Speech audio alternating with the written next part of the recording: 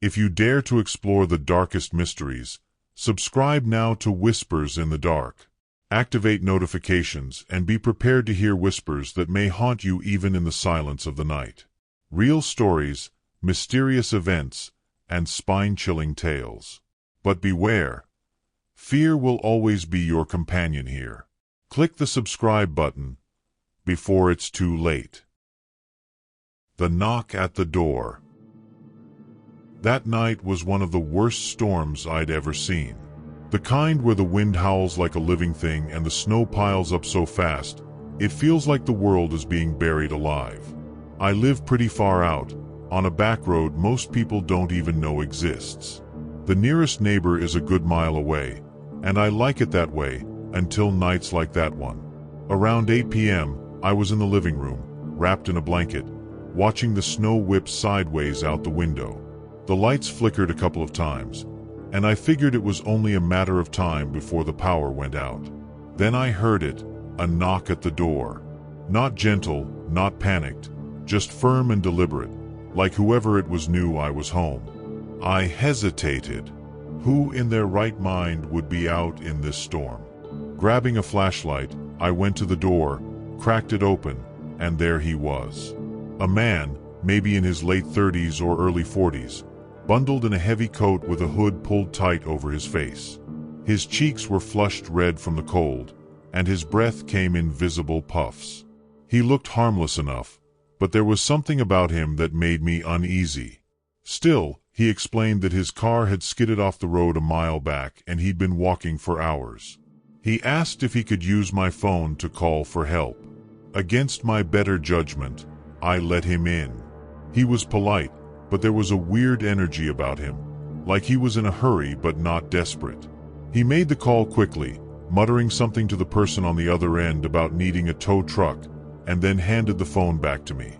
He thanked me, said help was on the way, and left without much more than a nod. I watched from the window as he disappeared into the snow. I don't know why, but I felt unsettled, like I should have insisted he stay until the truck arrived. I told myself it was just the storm messing with my nerves. Maybe an hour passed. The wind had picked up even more, and the house felt colder, though the heat was still on. I was about to head to bed when it started, violent, frantic banging on the front door. It wasn't a knock like before. It was aggressive, like someone was trying to break it down. My heart jumped into my throat. Grabbing the flashlight again, I crept toward the door, every instinct screaming not to open it. But the banging didn't stop. I finally shouted through the door, "Who's there?" No answer. Just more banging. When I swung the door open, there was no one there, only the wind whipping snow into the house and footprints. A lot of them. Too many to belong to just one person. The footprints spread out in all directions, crisscrossing my front porch and leading into the darkness beyond the reach of my flashlight. My first thought was that the guy had come back, maybe with someone else. But there was no sign of him or anyone else, just those damn footprints. They were deep, like whoever made them had been stomping around or pacing angrily.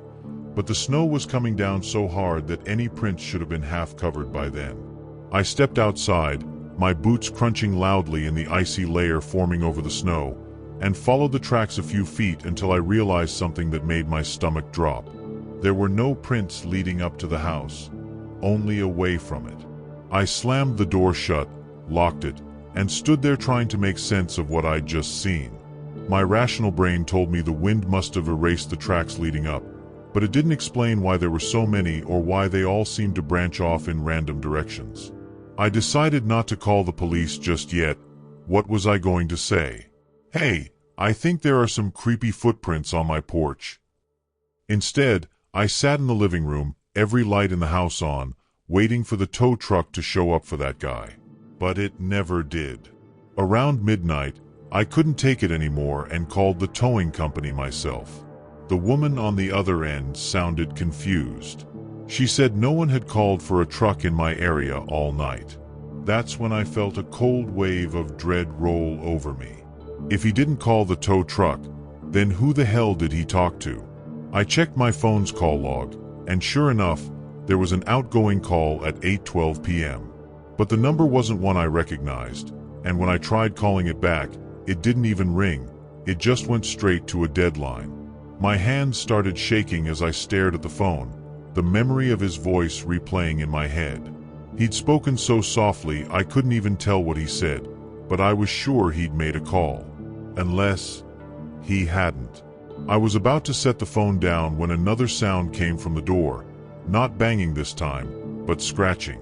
Long, slow scratches, like nails dragging across the wood. My whole body tensed, and I felt paralyzed.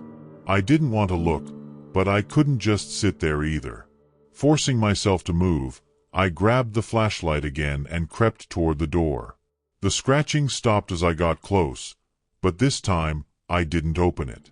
I crouched down and looked through the peephole. The porch was empty. No one was there, but the footprints were back. More of them, and they were closer now, clustered around the door like a crowd had gathered. I backed away from the door, my breath coming in short gasps. My mind was racing, trying to come up with a logical explanation. Maybe I was imagining things. Maybe the storm was playing tricks on me. But when I looked out the side window, the yard was littered with more footprints.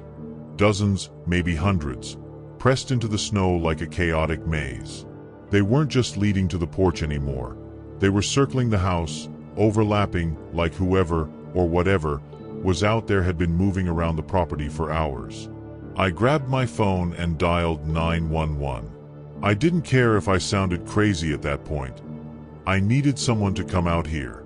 The dispatcher was calm, asked me to stay on the line, and promised to send an officer as soon as they could. I felt a flicker of relief until the call suddenly cut out. Just static. No signal. I tried calling back, but my phone wouldn't connect. That's when I noticed something even worse.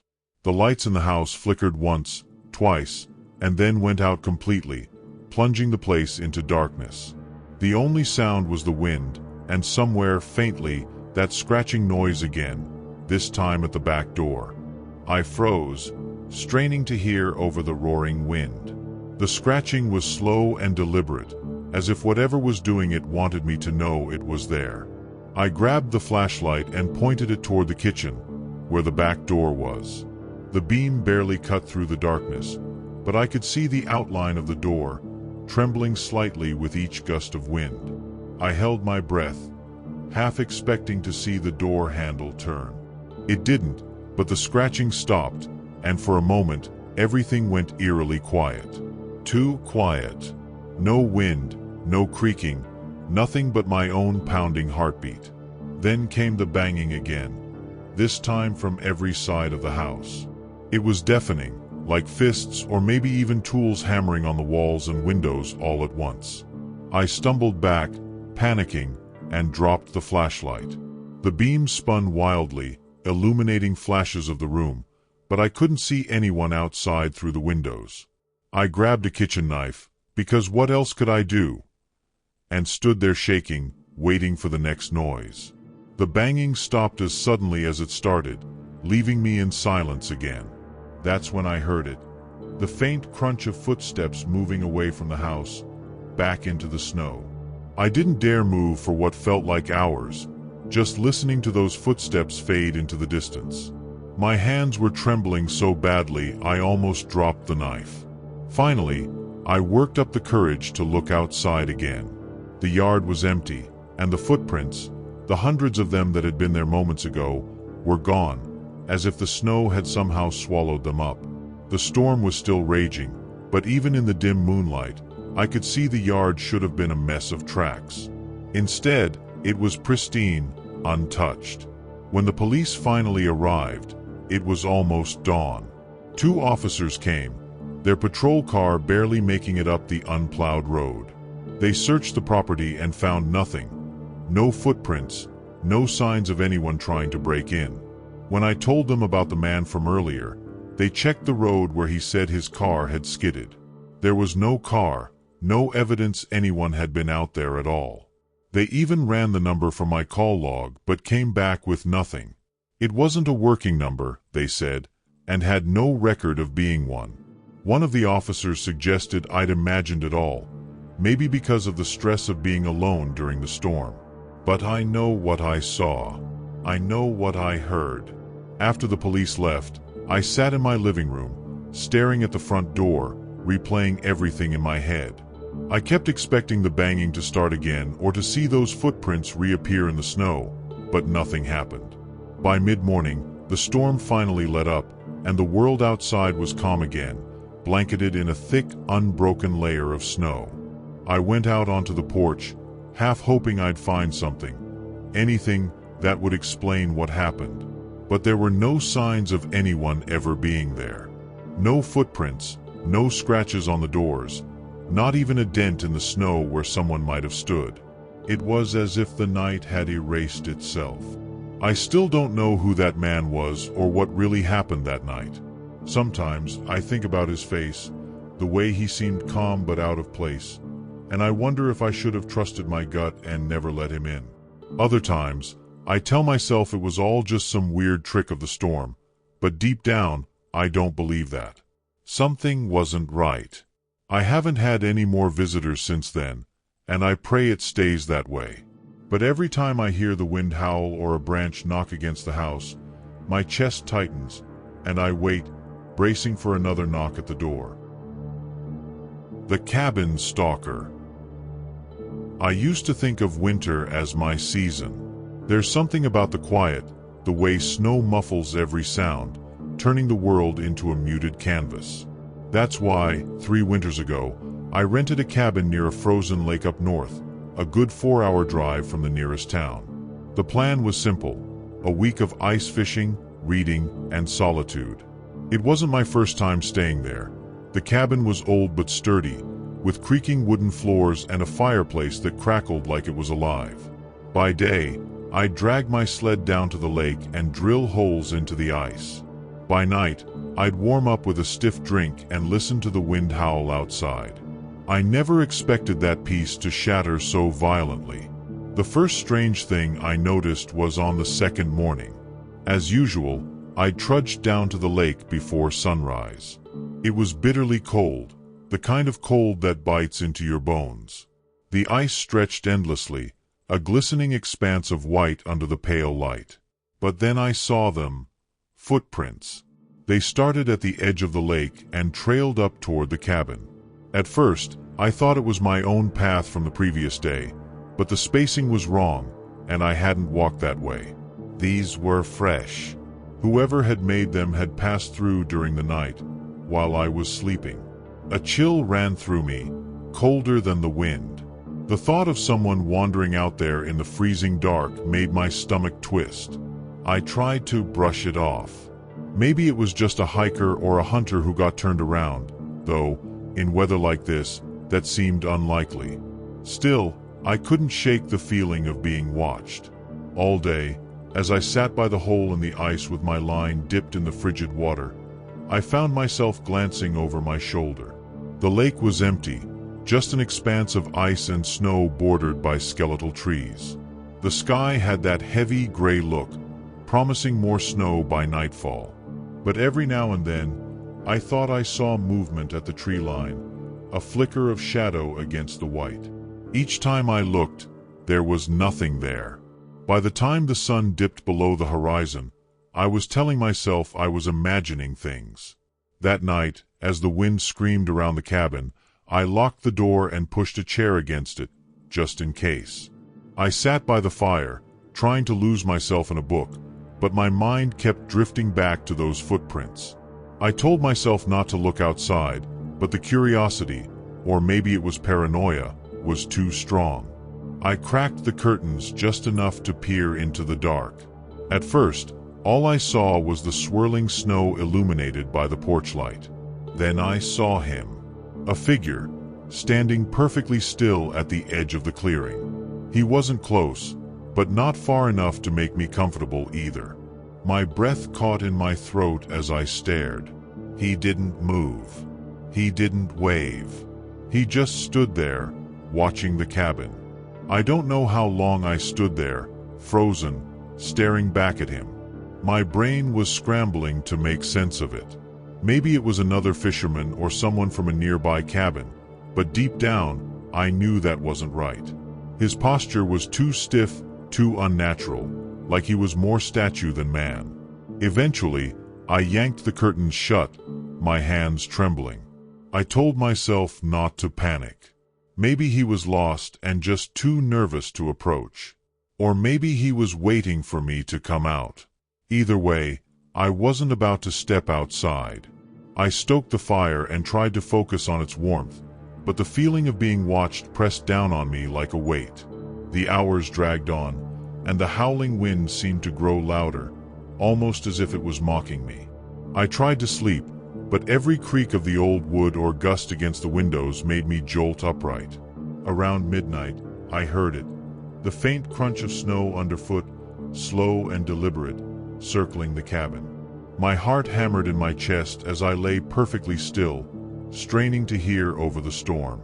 The sound would stop for a moment, then pick up again, closer this time. I couldn't bring myself to move, barely daring to breathe.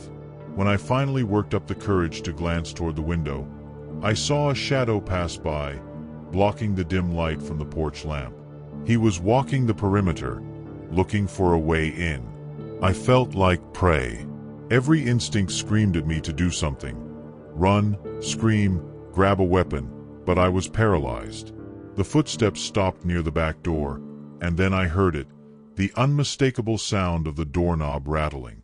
Slowly at first, like he was testing it. Then harder, more insistent.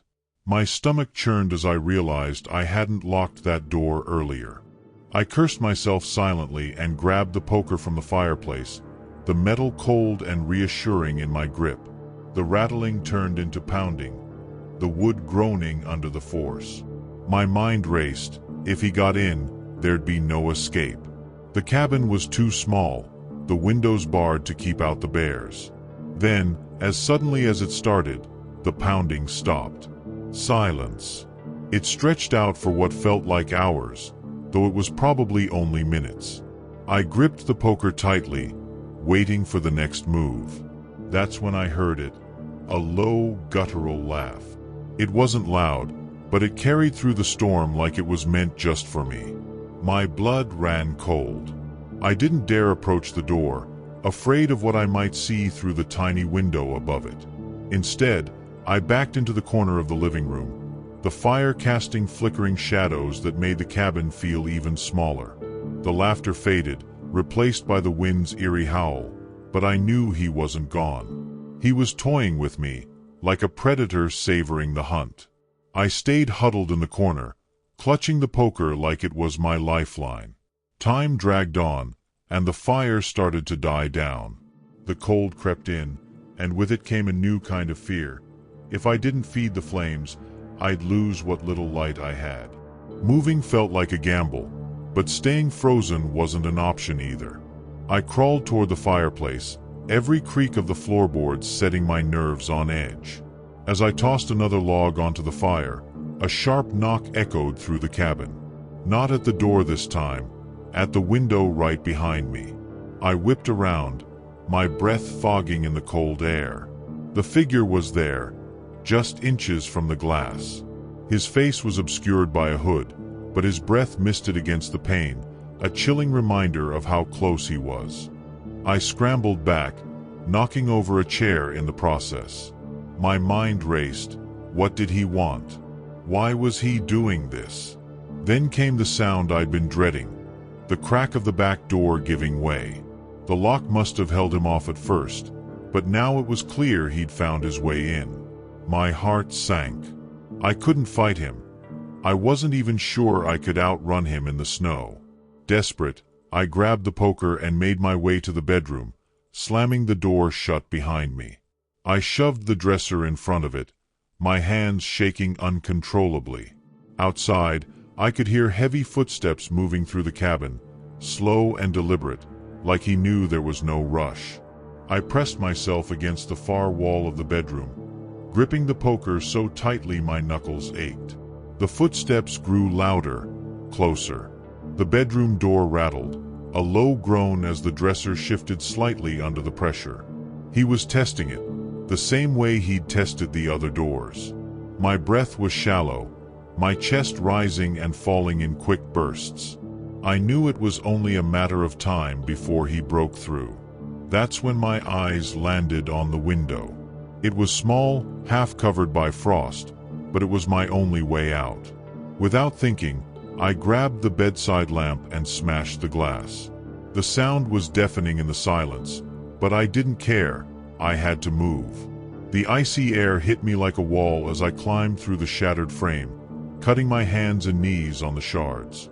I landed hard in the snow, the cold seeping through my clothes instantly. Behind me, I heard the bedroom door crash open, followed by heavy, purposeful footsteps. I didn't look back. I couldn't. The trees loomed ahead, dark and forbidding, but they were my only chance. I stumbled toward them, the snow dragging at my legs. My lungs burned with every breath, the cold air slicing through me like knives. Somewhere behind me, I thought I heard him laugh again, but I didn't dare stop to listen. The forest was a maze, the snow-covered ground uneven and treacherous. Branches clawed at my face and clothes as I stumbled deeper into the trees. My breath came in ragged gasps, each exhale a puff of fog in the freezing night. The further I went, the darker it got. The moon barely penetrated the canopy, and soon I could only rely on instinct to keep moving forward. Every crunch of snow beneath my boots felt deafening. I kept glancing over my shoulder, but the shadows between the trees blurred together, making it impossible to tell if he was following me or if my mind was playing tricks. I wanted to believe I'd lost him, but a part of me knew better. Then, in the distance, I saw it, a faint, flickering light. It looked like a lantern swinging gently, its warm glow a beacon in the frozen wilderness. My heart leapt at the possibility of another person, someone who could help. I stumbled toward it, my legs trembling with exhaustion. As I got closer, the light grew brighter, steady, almost inviting. Relief surged through me, until I stopped dead in my tracks. There, beneath the light, was the figure. He was standing perfectly still, just like before, his hood obscuring his face. But this time, he wasn't alone. Around him, more shapes emerged from the darkness, their silhouettes unmoving, like statues waiting for a command. Panic surged through me like a jolt of electricity. My instincts screamed at me to run, but my legs wouldn't move. I just stood there, staring at the figures. They didn't move closer, didn't speak, but their presence felt suffocating, like the forest itself had come alive to trap me. The lantern swayed slightly, casting shifting shadows over their shapes. I couldn't make out their faces, or if they even had faces, but I could feel their eyes on me, sharp and unyielding. A shiver ran down my spine as the realization hit. They'd been waiting for me. This wasn't random. Somehow, they knew I'd come this way. Finally, my survival instinct kicked in, and I turned to run, my feet slipping on the icy ground. I pushed myself harder than I thought possible, my lungs burning with every breath. But no matter how far I ran, I felt their presence. The forest seemed to stretch endlessly in every direction, the trees closing in tighter, blocking out the faint light of the moon. I stumbled over a fallen branch and hit the ground hard, the snow breaking my fall but stealing the air from my lungs. As I scrambled to my feet, I heard it again, that low, guttural laugh echoing through the trees. This time, it wasn't just one voice. It was a chorus. I didn't think, I just ran. My body moved on instinct, fueled by pure adrenaline. The sound of their laughter followed me, growing louder, almost vibrating in the frozen air. It wasn't natural. It was layered, warped, like it came from something that shouldn't exist. My legs felt like lead, and the cold was gnawing at my face and hands, but I pushed forward, desperate to put as much distance between me and them as possible. Then, out of nowhere, the ground disappeared beneath me. I tumbled down an embankment, the snow cushioning my fall but leaving me disoriented and gasping for air. When I finally stopped rolling, I found myself at the edge of the lake. The same lake where it had all started. The ice glistened under the faint light of the stars, a wide open expanse with nowhere to hide. I knew I couldn't stay where I was, but stepping onto that ice felt like walking into a trap. I scanned the tree line, my vision blurred from exhaustion. That's when I saw them again, their figures emerging from the woods. They moved slowly, deliberately, their footsteps crunching in perfect unison. The man with the lantern was at the center, leading them, his light swaying hypnotically. I realized with a sinking dread that they weren't chasing me. They were herding me. I backed onto the ice, each step careful and shaky. My boots slipped on the frozen surface, but I couldn't afford to fall. The figures stopped at the edge of the lake, as if they were waiting. The man with the lantern stepped forward, holding it high. Its glow illuminated the frozen expanse, casting eerie reflections on the ice. That's when I saw it. More footprints. They weren't mine. They stretched across the ice in looping, erratic patterns, like someone, or something, had been pacing back and forth for hours. My chest tightened as I realized the tracks didn't stop. They disappeared beneath the ice, like whoever made them had sunk into the lake. I couldn't stay there. I turned and ran, my boots sliding with every step.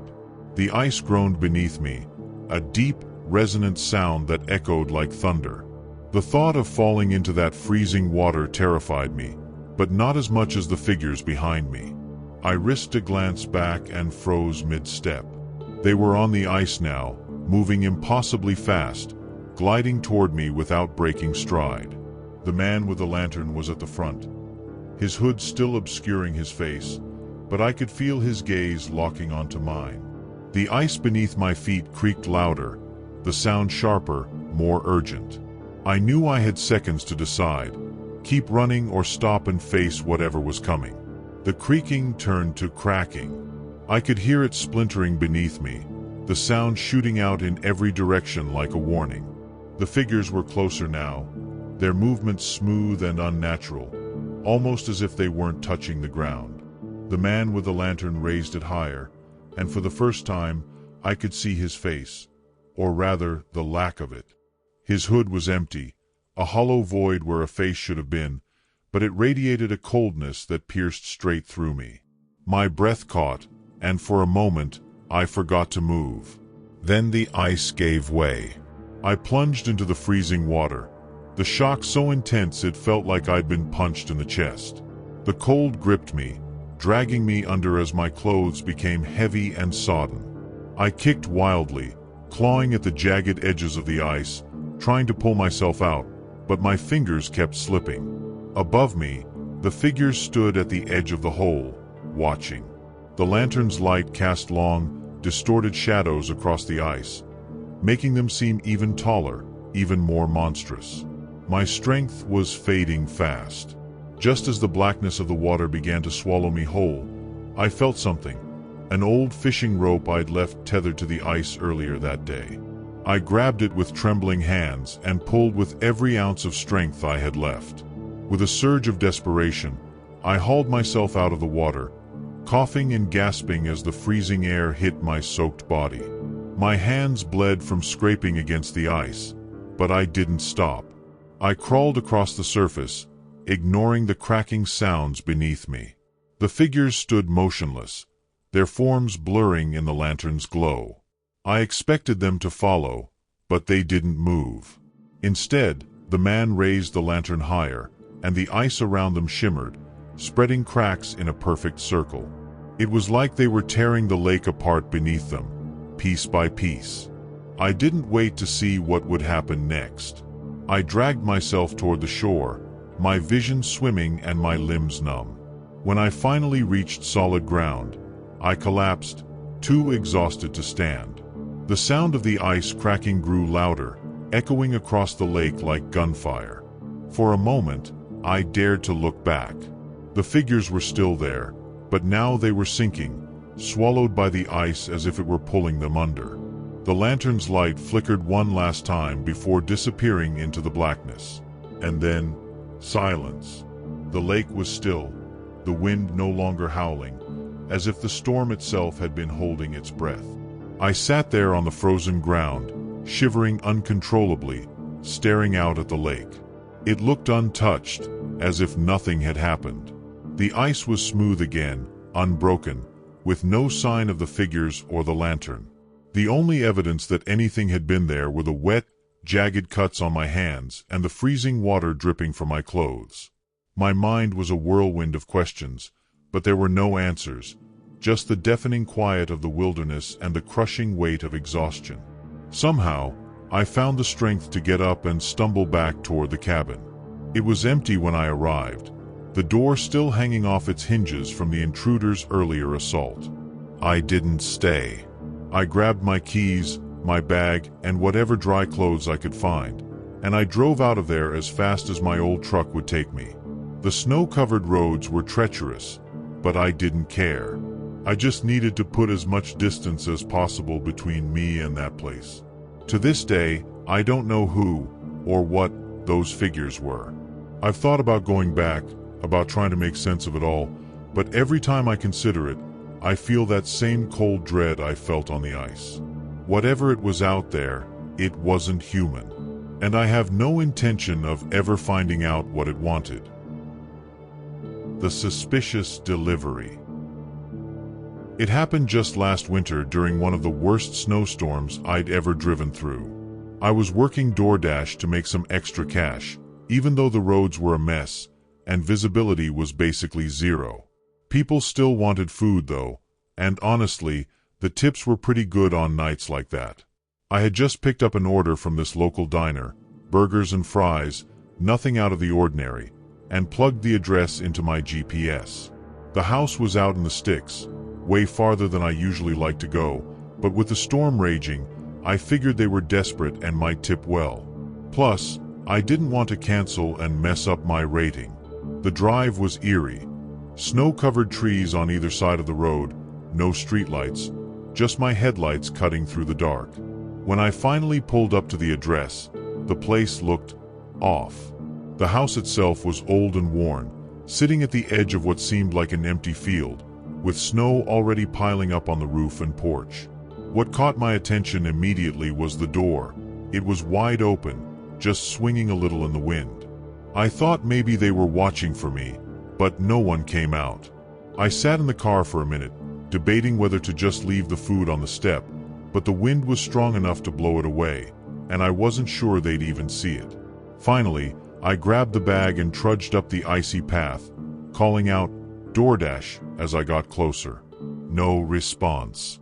As I stepped onto the porch, I could hear faint music playing inside, like some old jazz tune crackling through an old radio. I figured someone was home, so I leaned in and called again. That's when I heard a woman's voice, soft and almost too calm, saying, "Come in. Bring it in here." I hesitated.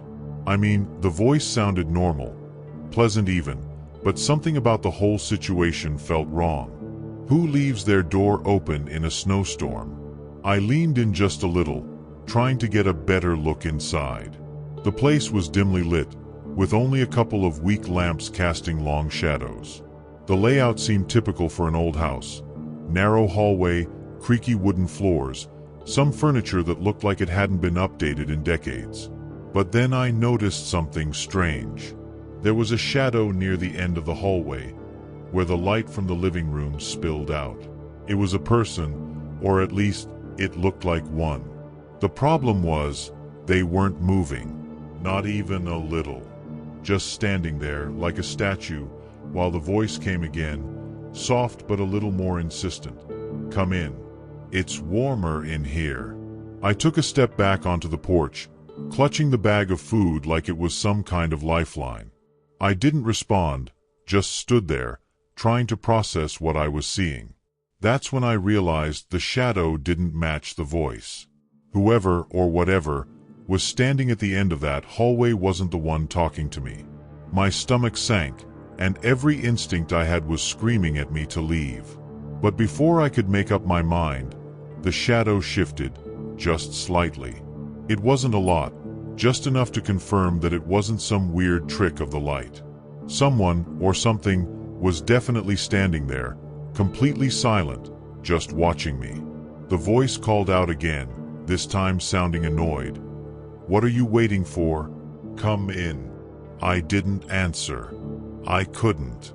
My mouth had gone dry, and all I could do was take another step back, nearly slipping on the icy porch.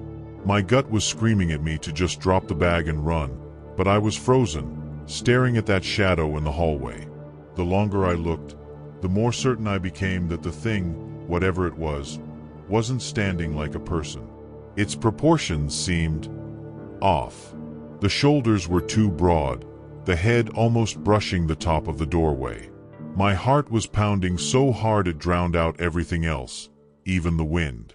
But then, as if on cue, the shadow moved again, stepping forward just enough for me to catch the faint outline of a face, or maybe a mask. I didn't wait to find out which. I stumbled down the steps, my boots slipping on the icy path, but I didn't care. I just wanted to get back to my car. Behind me, I heard the door creak open wider, followed by the sound of footsteps, slow, deliberate, and heavy. "Wait!" the voice called out, sharper now, almost angry. My stomach turned when I realized it wasn't coming from inside the house anymore. It was closer. I didn't look back. I yanked the car door open, jumped inside, and locked it in one motion. My hands were shaking so bad it took me a couple of tries to get the key into the ignition, and when I finally did, the headlights lit up the porch. That's when I saw him, or it. Standing in the doorway was a massive figure, its head tilted slightly like it was studying me. The light barely touched its face, but I could see enough to know something was wrong. Its features didn't look right. The eyes were too wide, and the grin stretched unnaturally, like someone had pulled the corners of its mouth too far back. It was wearing something dark, maybe a coat or a robe, but what really got me was how still it stood, even as the snow whipped around it. My breath fogged up the windshield, and for a second, I lost sight of it. When I wiped the glass, it was gone. I didn't stick around to figure out where it went. I threw the car into reverse, tires spinning on the icy driveway, and managed to turn around, my heart racing so hard I thought it might burst. As I sped away, I couldn't stop checking the rear-view mirror. At first, there was nothing but the empty road behind me, the snow falling heavier now. But just as I thought I was in the clear, I saw movement. A dark shape darted across the road far behind me, too fast and too big to be a person. My hands clenched the wheel so tightly they ached, and I forced myself to focus on the road ahead, praying I wouldn't slide off into a ditch. My phone buzzed on the seat next to me, startling me so badly I nearly swerved. When I glanced down, I saw it was the DoorDash app, telling me the delivery had been canceled. I kept driving, my knuckles white on the steering wheel, but I couldn't stop glancing back. The snowstorm was swallowing everything behind me, the darkness getting thicker with every mile. My mind raced. What the hell was that thing? Was it human? And who was the woman I heard calling me? None of it made sense. By the time I reached the main road, my hands were cramping from gripping the wheel so hard, but I didn't dare slow down. When I finally pulled into a gas station about 10 minutes later, I parked under the brightest light I could find and just sat there, trying to catch my breath. I realized then that I was still holding the food bag in my lap, and the smell of cold fries made me gag. I decided to call DoorDash support to explain what happened and make sure I wouldn't get penalized for not completing the delivery. As I waited on hold, I glanced at the bag again. Something about it felt wrong now, like it didn't belong to me. My gut told me to throw it away, but before I could, the support agent picked up. I explained the situation as calmly as I could, leaving out the weirder details. I just said the house seemed unsafe, and I wasn't comfortable going inside. The agent was understanding and assured me I wouldn't face any penalties. But then they said something that made my blood run cold. That's strange. The customer called to cancel the order almost 20 minutes ago. Said they wouldn't be home because of the storm. My heart stopped. 20 minutes ago? That would have been before I even got to the house. I stammered a quick thanks and hung up, my mind racing again. If the customer wasn't home, then who or what was waiting in that house? I looked at the bag one more time, now certain I wanted nothing to do with it. Without thinking twice, I got out of the car and dumped it into the nearest trash can, slamming the lid shut like I was sealing something dangerous inside. As I got back into the car, I couldn't shake the feeling that I was still being watched. I tried to shake it off, telling myself I was just rattled from the whole experience. But as I pulled out of the gas station, something caught my eye. Across the street, standing in the shadows near a telephone pole, was the same figure from the house. It wasn't moving, just standing there, its head slightly tilted, the same unnatural grin visible even from that distance. My stomach dropped, and I floored the gas pedal, speeding out of the lot without looking back. The snow blurred everything outside the car, but I swear I saw it again, just for a second, standing by the side of the road as I passed. It didn't chase me, didn't move, just watched me go. By the time I made it home, my nerves were completely shot. I parked in my driveway and sat in the car for what felt like forever, just staring at my front door, too scared to move. The warmth of the heater felt suffocating, but I didn't want to step outside into the cold, where I might see whatever that thing was again. Finally, I forced myself to go inside, locking the door behind me and double-checking every window. For the rest of the night, I stayed awake, jumping at every creak and groan my old apartment made. The next day, I couldn't stop thinking about what had happened. I even debated driving back to that house in the daylight, just to prove to myself it was nothing. But deep down, I knew I wouldn't. Whatever was there, it wasn't something I wanted to see again. A few days later, I tried looking up the address online, but nothing unusual came up, just a generic listing with no photos and no details. It was like the house didn't really exist. To this day, I have no idea who or what was waiting for me in that hallway, or why they wanted me to come inside. All I know is, I trust my gut a lot more now. And I never take deliveries that far out of town.